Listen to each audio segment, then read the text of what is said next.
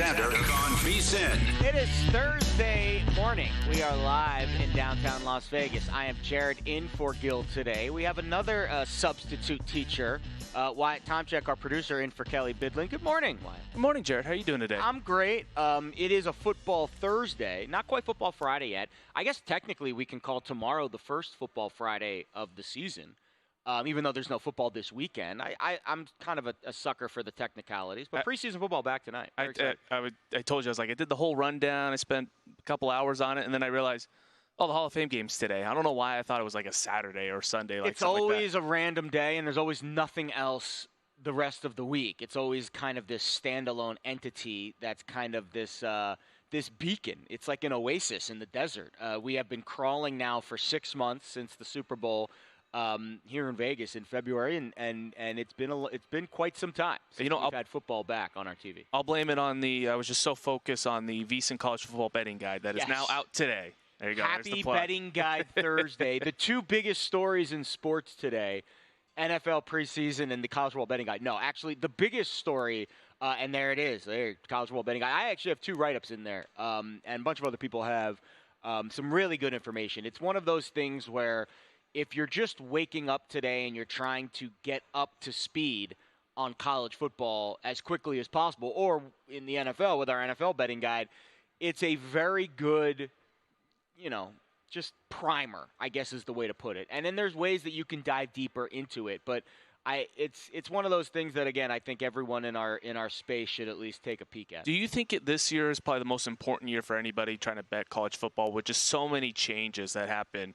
With all the teams going to the Big Ten, the best teams probably from the Pac-12 going to the Big Ten, the Big 12 getting a handful of teams, and now the SEC is just stacked with Texas and Oklahoma. Like, this is probably the most important year, I think, just to understand. And also on top of that, you've got the college football playoff now, 12-team playoff debuting this year. I think that is the most intriguing thing from a betting perspective, because I do think, and that is one of my selections in the College Football Betting Guide, is one of the teams that we consider to be a blue blood in college football to make the playoff at plus money. And again, you're getting prices. I likened it to, I used this metaphor with Dustin Sweetelson when I was in for Patrick last week, and I said it's kind of like Thanksgiving dinner when if you ever had a big family Thanksgiving dinner. Growing up, I had some smaller gatherings, and then one year we had a bigger one. And my mom was panicking. She didn't know how much food to make. She made way too much food. And we had the amount of leftovers we had this one year was like insane. And I kind of likened it to that. And I'm not saying the books are completely off with their pricing, but we now go from a 4-seat table to a 12-seat table with lots of variables here. Mm-hmm. Conference automatic bursts. How many teams get in with 3 losses? Decent chance 1 or 2 teams get in with 3 losses. Oh, yeah. I think there's a good chance somebody from the Big Ten or somebody from the SEC. I think, is really the culprit here. You know what the fun thing is that I'm looking forward to this college football season? What team that we think is like a top 15 team is going to sit there with 4 or 5 losses? Because every week their game is just like a gauntlet. Like somebody in the SEC, say like Ole Miss, for example, who's got a really talented Tennessee, team. One of those teams. Off the top of my head, I can't name them, but sure. Yeah. We look at the Big Ten like, obviously, we're big Big Ten guys. Michigan has a lot of question marks coming into this year. I know you're a big Penn State fan. It's always, can they get over the hump? It's a good possibility they could sit there with 4 or 5 losses and still be a team that is, nationally ranked in the top 25. Yeah, I mean, that tends to be the case. You always get one of those Big Ten teams that only loses the games that they're dogs in. It's usually Penn State. They usually win 10 games. They lose 2 to Michigan and Ohio State. The good news is Michigan's not on the schedule this year. USC is, though, on the road. Do you think this is the year that, USC is obviously big question marks. Who's going to be the quarterback, and 2, I don't think USC is going to be this good. I don't think USC is going to be good. All of that stuff available in the College Football Betting Guide, though. Very exciting stuff. The lead story today, though, is the NFL. I woke up today to like 17. So I have the top newsmakers in the NFL on my X notifications. So usually I'm up pretty early. I mean, for this show, I'm usually up by 5:30. By the time I got up today, I already had like 8 notifications with all of the Tristan Wirfs updates. $140 million extension. He's the highest paid offensive lineman in the NFL. Good day for the big fellas. I did see Jeff Schwartz, who I work with over at Fox, say that he wished Tristan got a little more. Former offensive lineman, of course, wanting the most for his brethren. But Tristan got a massive, massive extension. $88 million of it guaranteed. He is now, I believe, the highest paid player in the history of their franchise. If you take the full deal and all the guaranteed money, I think Brady had, an annual salary higher, but the full money, of course, Tom signed a bunch of those shorter term contracts. So Tristan Wirfs now, for lack of a better word, is the big man on campus in Tampa. So Tampa's an interesting case study this year. So they basically ran back everything from last year. They didn't make any significant additions in the offseason. They lost a little bit defensively. Shaq Barrett, I think, is the big name defensively that they're going to miss. I would say Carlton Davis as well. There's some downside risk, I think, with Tampa this year. The interior of the offensive line is not as good. Wirfs is a stud, but so is Trent Williams, and the Niners' offensive line. The rest of it's absolute trash. And do you think Baker's going to be able to run it back? Like, do what he did again last year, which was one of the most efficient years of his career. Like, he's never had good years back-to-back.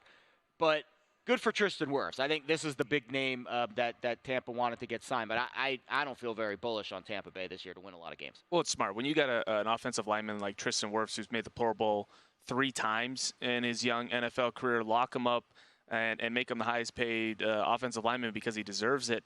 To go on Baker Mayfield, I've been a big fan of Baker ever since he was at Oklahoma.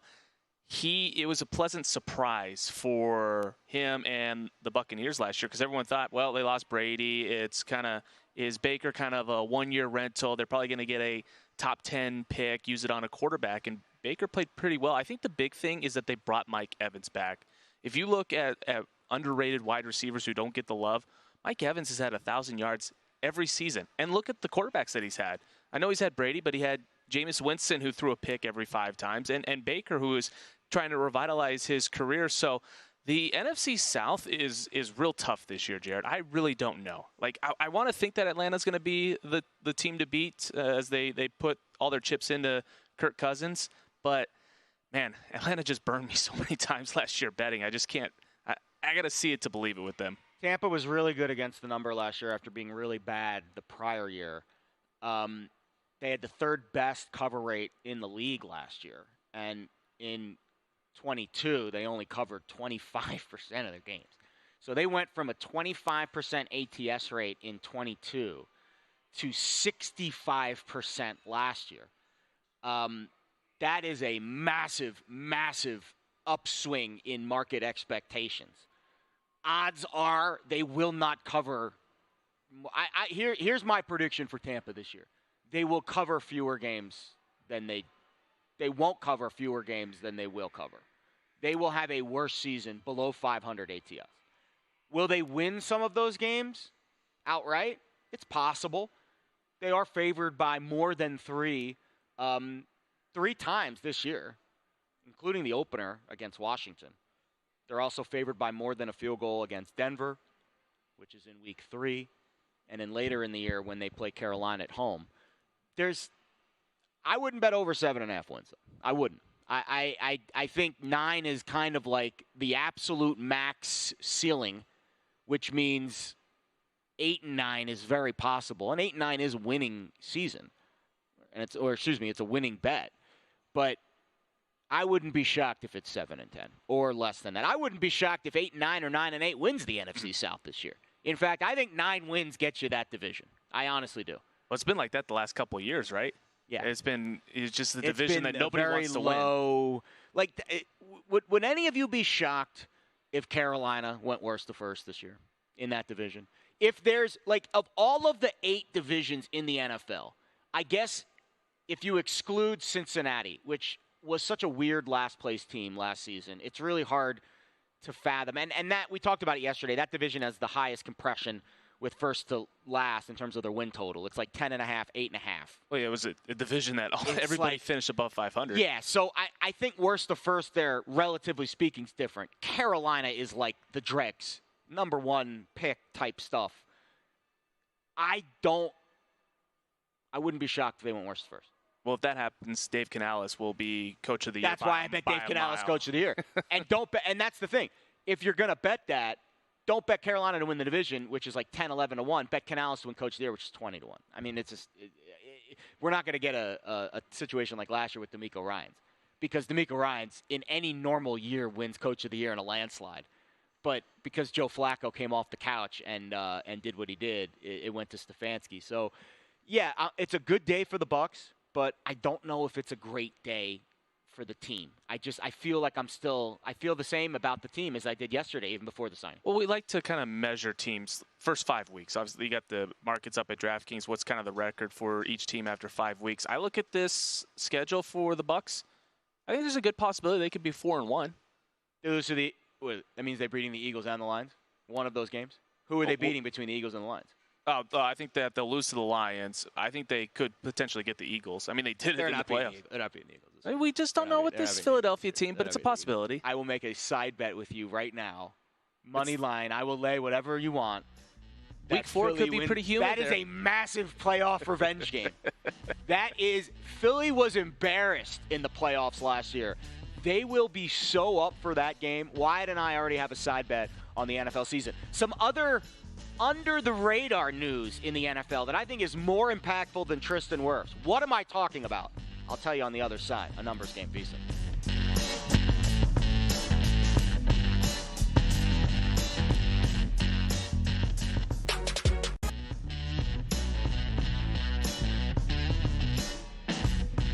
A numbers game on VSiN, the sports betting network.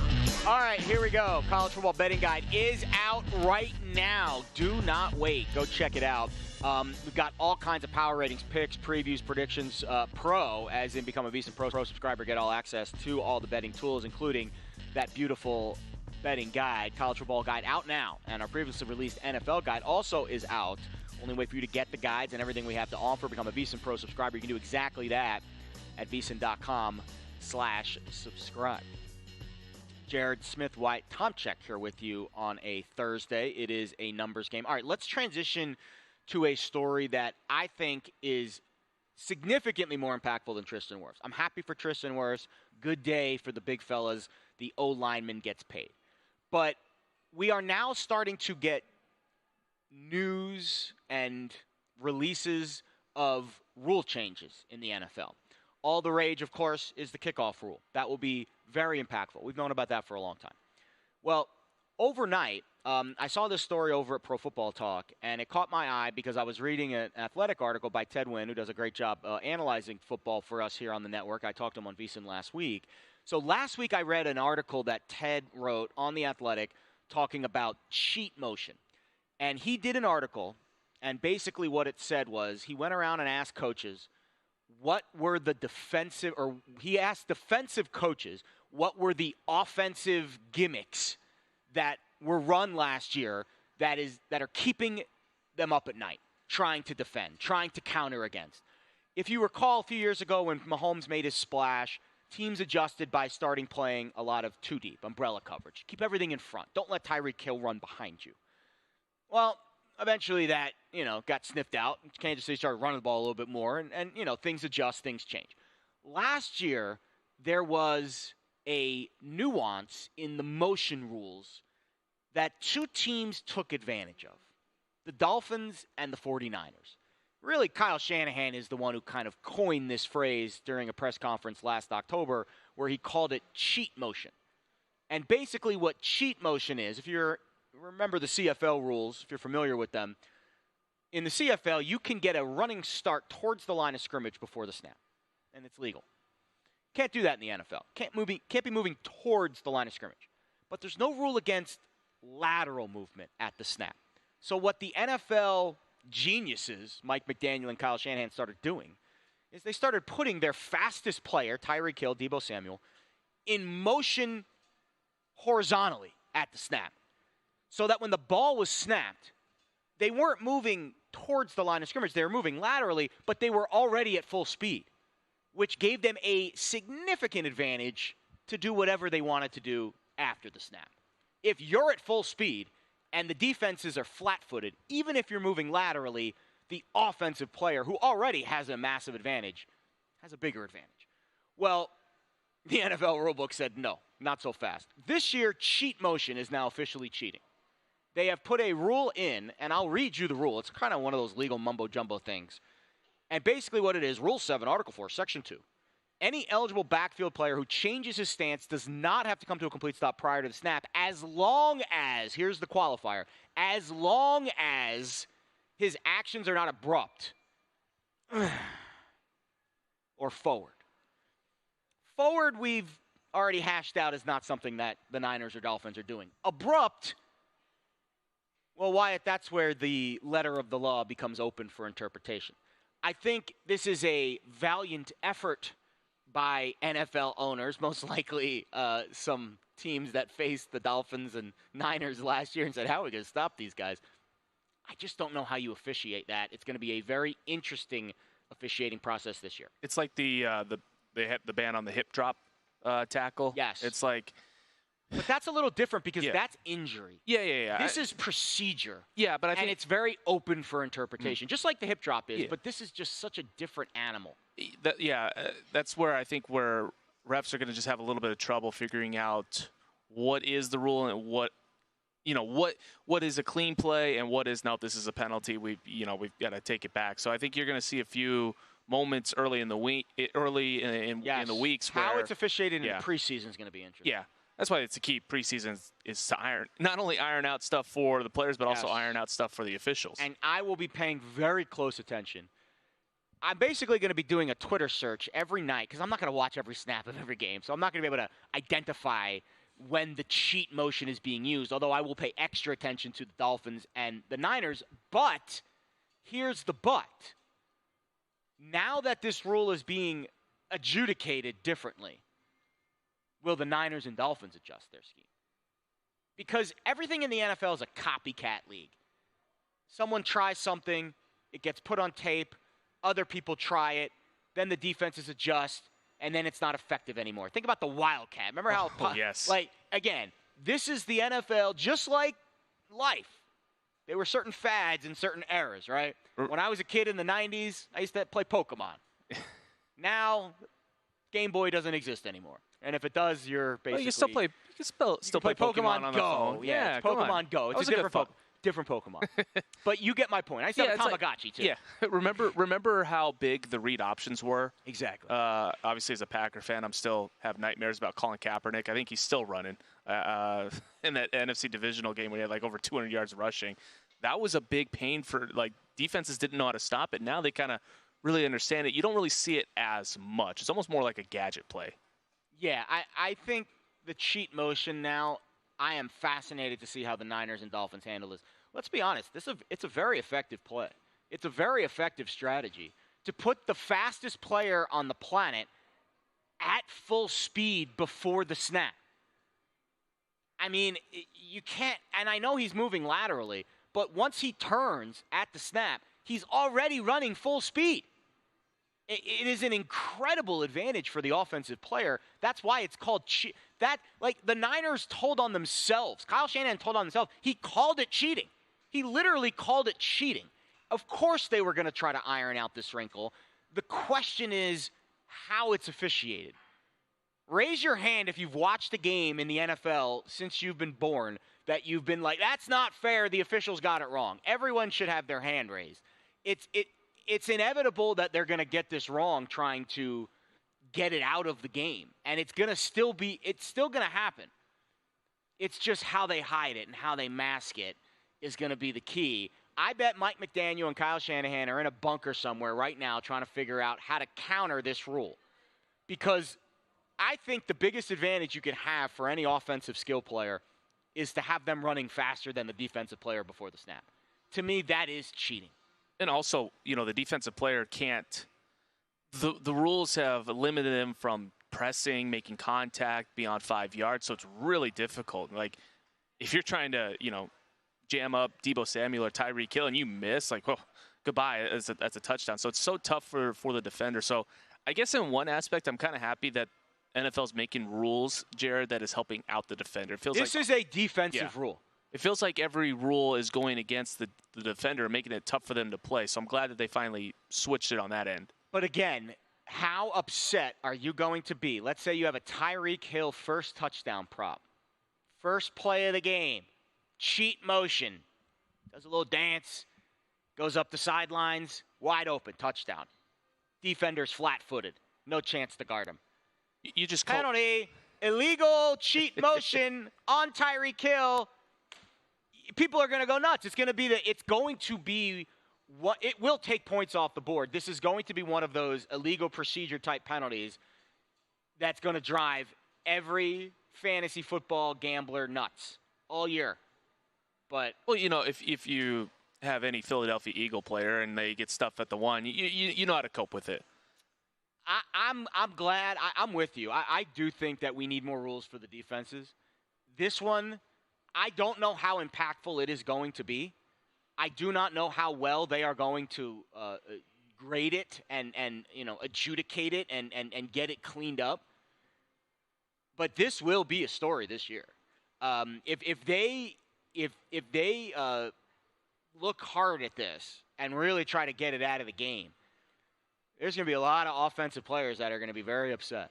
Very upset. And Mike McDaniel and Kyle Shanahan, I'm sure, did not enjoy. Of all the positive things happening for offenses, when they probably read this morning, they didn't like it. I mean, literally, Kyle Shanahan last year, this is a quote from the article. Some call it speed motion. I call it cheat motion because it's cheating. Like, he told on himself. Yeah. But I like what you said, Jared, is that, the good coaches, they'll complain about what are we going to do that you took away an advantage for us. But I think great coaches like Kyle Shanahan, Mike McDaniel, great offensive minds, they're going to find a way to skirt the rules a little bit here or find another, little open spot where they can have the advantage. If you ain't cheating, you ain't trying. Hey, as a NASCAR fan, man, you see it a lot. I don't know who said that. I have no idea who said that. Isn't that Ricky Bobby? Whatever. No, that's if you ain't first or last. That's right. If you ain't cheating, you ain't trying. Well, cheat motion's no longer.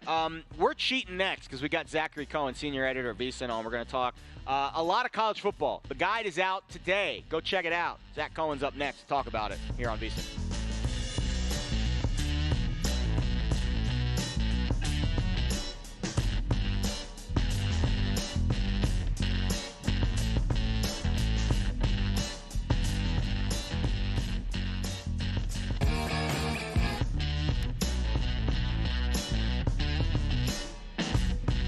A numbers game on VSiN, the sports betting network. Jared is in for Gil. Wyatt is in for Kelly.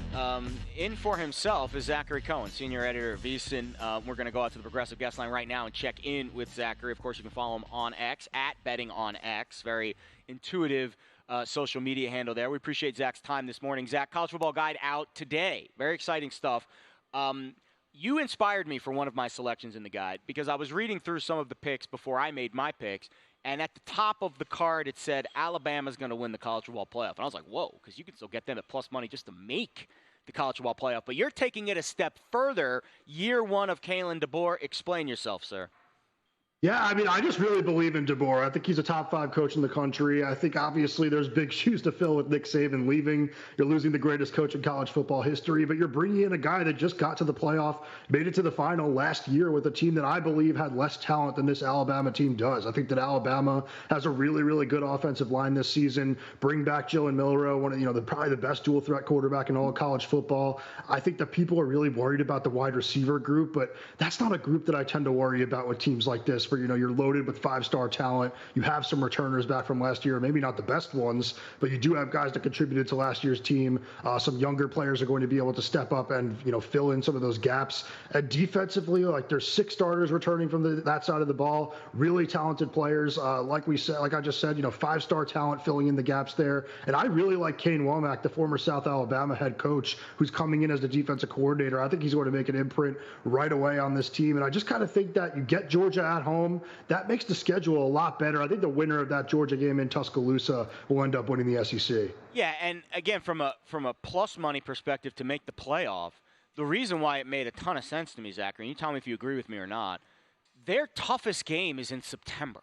Now, I know at Oklahoma, at LSU, those are tough games, obviously, at Tennessee, those are tough games. But their toughest game, the only game that they're probably going to be a dog in, if at all, I mean, I guess maybe they could be a dog at Tennessee depending on how the first 6 weeks of the season go. But I think LSU is going to take a step back this year. Obviously, they lost a ton, and Oklahoma, I'm not very high on them, even though that game is on the road. Their toughest game is in September. Say they lose that game, you have 7 games after that to, convince the committee that you're worthy of a playoff spot. And I always think losing early is beneficial to making the playoff, right? Get that loss out of the way in September, and then the recency bias for the committee will carry you through because you're winning all your games down the stretch. It makes a ton of sense to me. When I saw a plus sign next to their playoff number, I was like, I have got to bet this because you've got so much speed there, so much runway at the end of the season to make up for an early loss against Georgia. No, 100%. I mean, you're looking at games. It's versus Georgia. It's at LSU. It's at Tennessee. Like, those are the games that they can lose. I think they're going to go 2-1 in those games. I think they're going to win that Georgia game, but you're right. If they do lose that one, they have time to make up for it. They just have to win a couple of tough road games. And I do think that they would have an edge against both Tennessee and LSU because Tennessee, I think, has, a really depleted secondary. LSU still has a lot to prove on that, the defensive side of the ball. I do think that they're going to get better there. But like you said, there's a lot going out with Jaden Daniels leaving. That offense is going to be worse. So I just think that Alabama's a better football team than both of them. And I think that DeBoer is a proven coach at this point that's going to be able to go out and get some big road wins. Yeah, that's the key. Like, don't get me wrong. Nick Saban is Nick Saban. I always love when we compliment someone else. It always gets assumed that we're making fun of or putting down the other person in this equation. But I love Nick Saban. But Kalen DeBoer, over the last decade, has proven that he is one of the best coaches, one of the brightest minds in this sport. And now he gets the resources and the talent to go along with it. Not to say that there wasn't talent at Washington, but you cannot compare the talent at Washington to Alabama. Like, it's almost like a kid in a candy store. Like, he has got to be licking his chops. And we don't know because we haven't seen it, and that's why I think you're getting a fair number on Bama this year. It's just the unknown of Kalen DeBoer and that, upheaval that I think is giving you a fair price on the Tide this year. Yeah, definitely. I think that people need to see it to believe it, but I do think that he's shown that he's going to be able to find a lot of success with this talented of a roster. And I also, the unknown of DeBoer, I think is going to help them against Georgia. It's going to be a completely different look for Kirby Smart to plan against just a more wide open offense. I think that Milroe is going to have a huge year. Yeah, that's such a great point. Other teams, right? Like, we've been viewing Alabama in a certain way, but other teams have also had, the same coaching staff for the most part, especially at the top, to prepare for. And I know that the offensive coordinators have kind of been shuffled in and out, but Kalen DeBoer, I think, is brighter than all of them. And I agree with you. I think Jalen Milroe and pretty much the entire offensive line at least is back, minus Latham. So great up front. The receivers, that leaves a little something to be desired there. Running back room's okay, but the receiving group needs to take a step forward. All right, Utah in the Big 12 this year. I know, that sounds crazy, but they are in the Big 12 this year. There's a lot of changes across college football this year. That's why you got to read the guide. But you think the Utes are very live to win the conference in their debut season. Yeah, it almost feels like a sucker pick at this point because everybody has it, but I liked getting plus money odds on Utah to win the Big 12. I just think that last year's Pac-12 season for them was a nightmare because of injuries. I think that Cam Rising and Brent Keithy both being out, since the start of the year, just doomed them from the jump. Like, I like that team a lot to, make the college football playoff a year ago. I think I was a year early. Now you're getting Rising back at, what he should be 100% healthy. He had a full year to recover, more than a year to recover. He's one of the QBs that I really, really like. I just think he's a gamer, a guy that can pick up first downs with his legs, seems to make the right throw every time he's out there. The offense I'm expecting to be a lot better this season and kind of, almost match the production of the defense, which was really good a year ago. I think that Whittingham is probably going to be the best coach in the Big 12 immediately.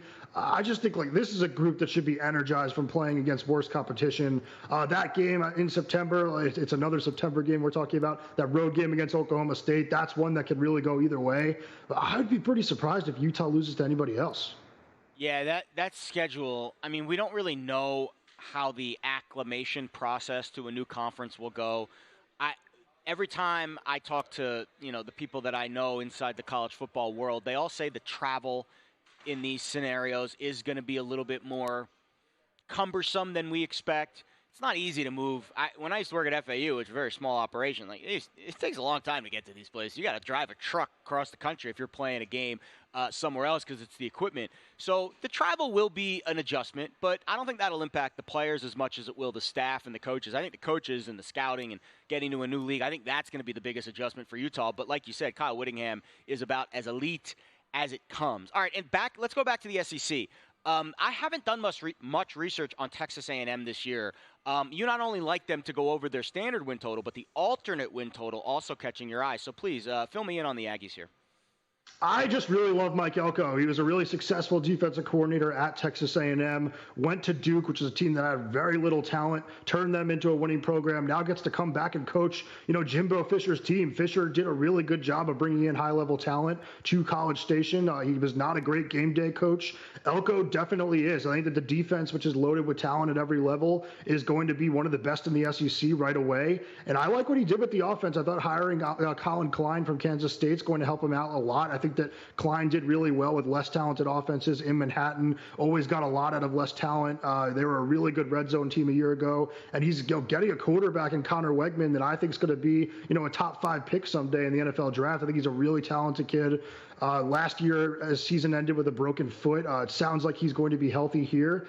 They have a good backfield, a good offensive line. It's another team with questions at receiver, but I just think it's a really strong team that has great coaching and a really manageable schedule because they play some really tough teams, but they're going to do it at home. Even starting with that game against Notre Dame in August, all of their toughest games this season will be played at College Station. So, there are 4 games on that schedule that I think are going to be really tough for them, but it wouldn't shock me if they win 2 or 3 with them playing at home.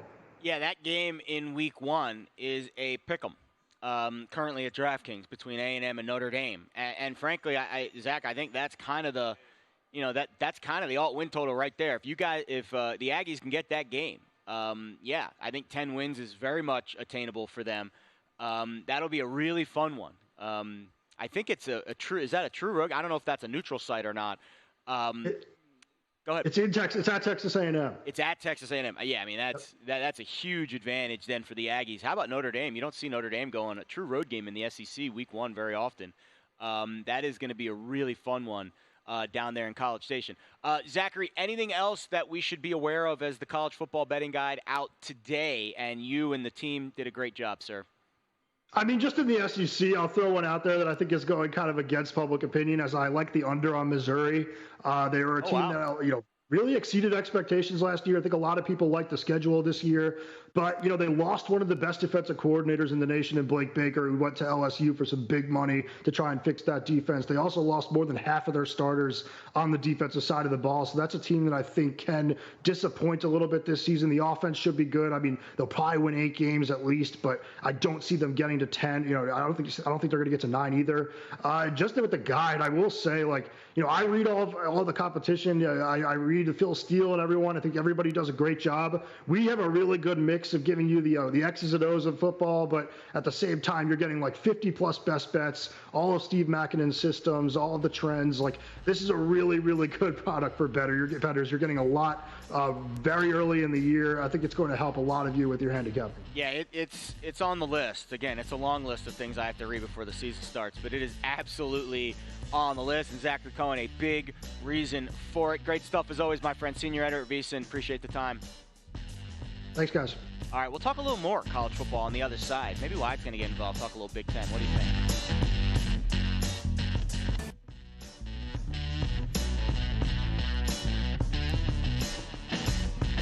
A numbers game on VSiN, the sports betting network. Hey, go to VSiN.com right now. Why? Well, I'm on an article written by Matt Humans, which is scouting every single quarterback depth chart. I actually did this exercise myself earlier this week, and I started to rank these depth charts. Why is this important? I don't know. Maybe it's because the preseason starts tonight and it's not going to be the starters out there. Well, you can find all of this information available to you at VSiN.com, including best bets, betting splits, articles, odds by state, tools, and the betting guides. All of it. Go to VSiN.com right now, especially the betting guide, the college football betting guide. Of course, we just had Zachary Cohen on to wax poetic on all the good things they are doing for the site. It is a August does feel like the start. I said this yesterday. Yesterday was the end of my fiscal year. The end of July is the end, and August is the start. To me, that's just when I view a renewal. August 1st is a very impactful day. It's ironic that we get our first NFL preseason game on August 1st. It's literally signifying the new month with a new season. But I do consider August the fall. I know it doesn't feel like the fall, but it is the fall season. Well, hopefully the last 2 years here in Vegas, August have been nice and cool. And after it is the not July, nice and cool.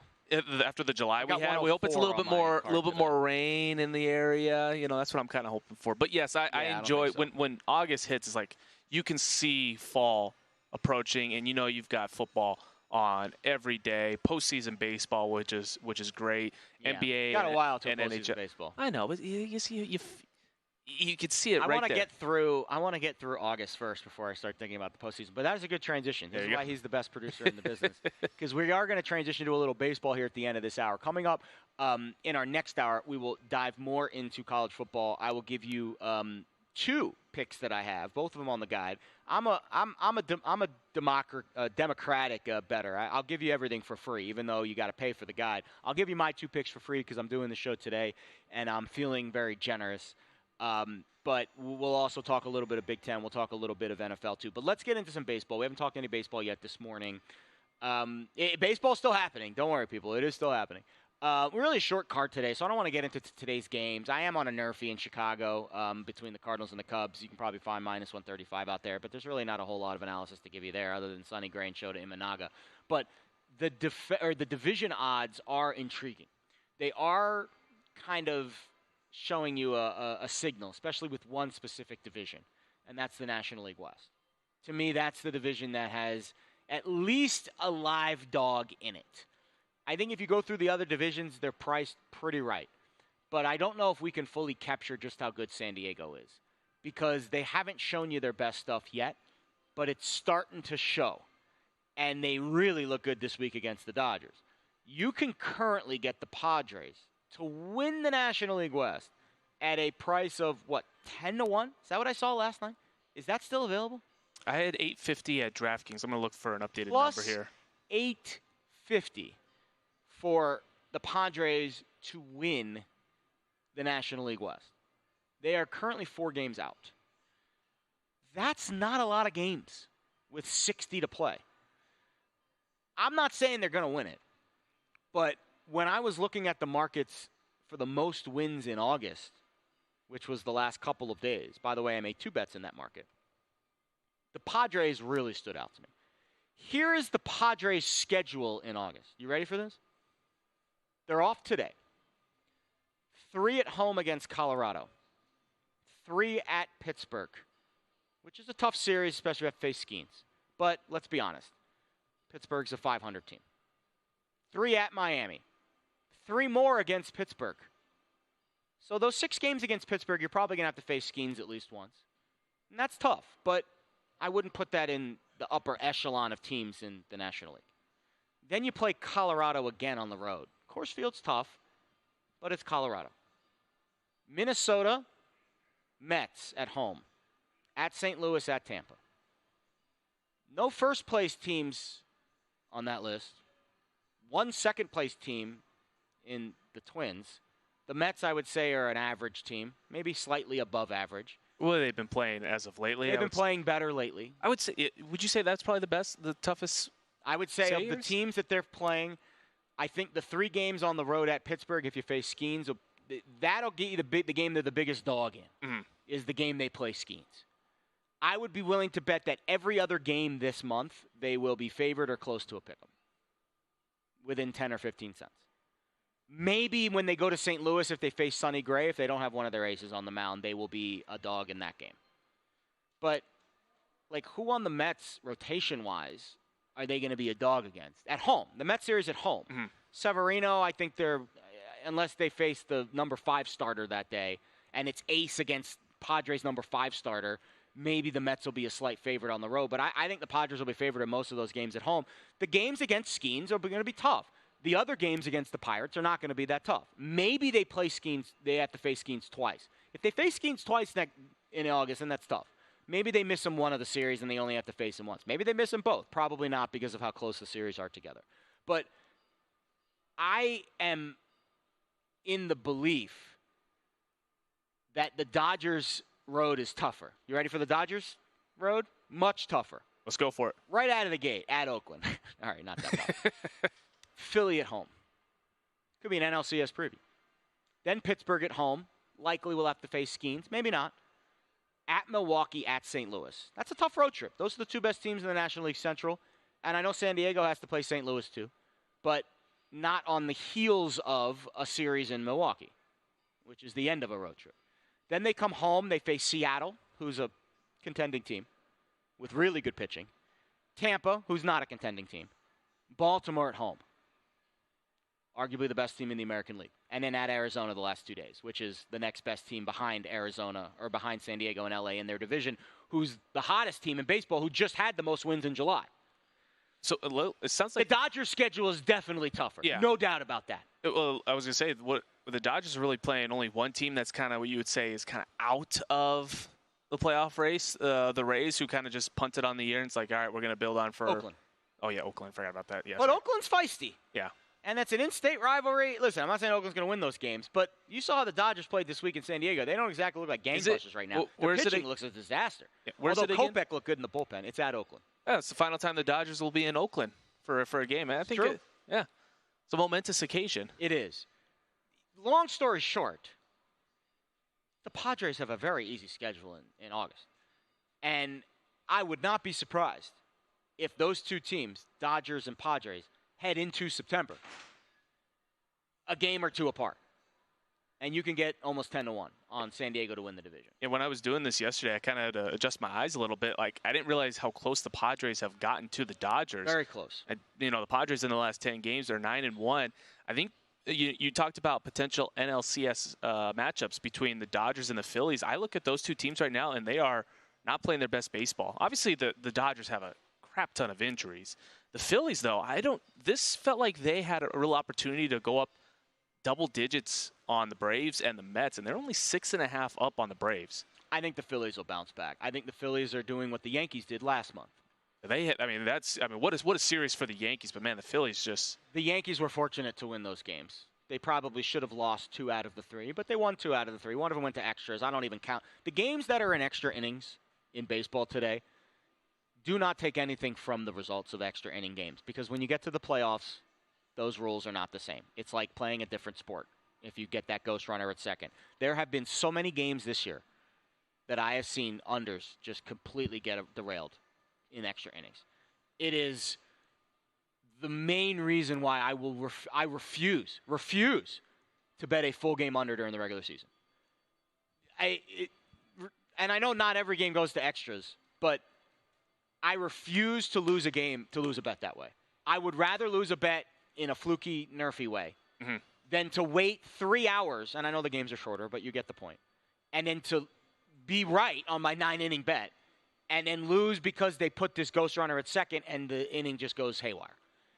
So be careful with the extra inning results. But, hey, the Yankees won the games. Doesn't matter. It's a win. They're going to take whatever they can get right now after a miserable July. I am very hesitant to unload the clip on the Yankees after this month. However, I will say their schedule in August is very simple.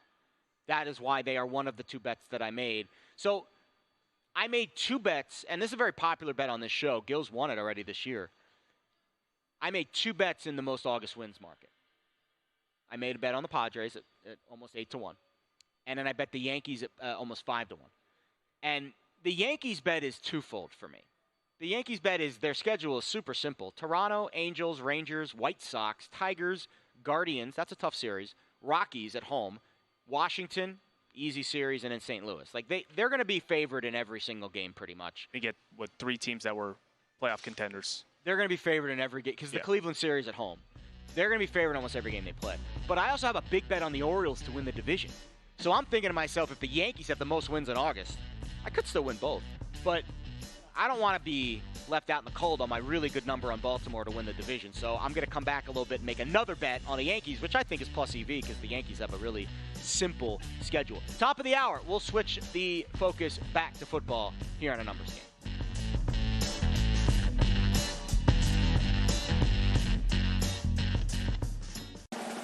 Don't bet college football this season without VSiN's college football